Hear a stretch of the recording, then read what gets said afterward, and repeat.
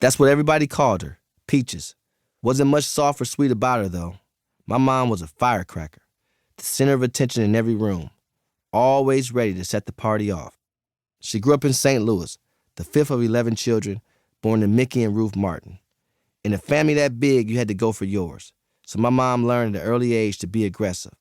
If she wanted something, and none of her brothers and sisters could legitimately claim it, she grabbed on it like a pit bull. But she was a giver, too, and loved her family to death. She enjoyed taking care of her younger siblings, so she learned early how to cook amazing meals for them. When she got older, it was nothing for her to whip up a whole Sunday dinner on a random Tuesday. She worked jobs from fast food restaurants to nursing homes and always had something moving on the side. She sold clothes or shoes that she obtained from different places. Don't leave your winter coat at her house. It might end up in the yard sale that spring. She'd buy half a dozen bottles of liquor, mark them up a couple dollars, and pocket the difference. She'd bake cakes and pies and sell them up and down the street, or cook up a bunch of food, drop it into styrofoam containers, and roll through the local bar telling people, "Come here and give me $7 for this fish dinner." Pot roast, cabbage, macaroni and cheese. She cooked it all.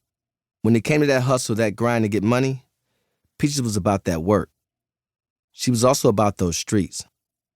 My mother liked attention. In a family of 11 kids, 12 if you count her extra stepbrother, attention was in short supply. She found it out partying. My mom started popping pills when she was 13 years old, what they called blues, which were like Xanax or Valium. There was a lot of weed around, too. This was the late 1960s into early 70s, and heroin was starting to hit big. But my mom was scared of needles, so she didn't get into that. Her boyfriend Ralph did, though. They had 2 children together, my sister Brandy, who was born in 1975, when my mom was 20 years old, and my brother James, who was born in 1977. Everybody calls my brother Miko. Rhymes with free throw. After Miko was born, my grandfather got a job at a factory in Cleveland.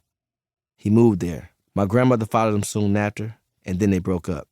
Things got rough for my mom in St. Louis with 2 kids, whose father was addicted to heroin. So my mother brought Brandy and Miko to Cleveland, and they moved into my grandmother's house at 12617 Edmonton Avenue. That house was a half a block from Richard Paul's store. Actually, R&J Confectionery was way more than a store. Richard Paul was the type of person who liked to take care of everybody. So R&J was also a credit union, food pantry, taxi stand, community center, and more. Parents knew their kids were safe there, buying penny candy and dropping quarters into the Donkey Kong game. You can get some bread and eggs a couple days before your paycheck arrived. This was before cell phones, and guys who got locked up would use their one call from jail to ring the store payphone and tell my dad to tell their people to bail them out. R&J Confectionery was a neighborhood institution, and Richard Paul was a caretaker of the community. Richard took such good care of Peaches that I was born on December 16, 1980. He insisted that I have his name.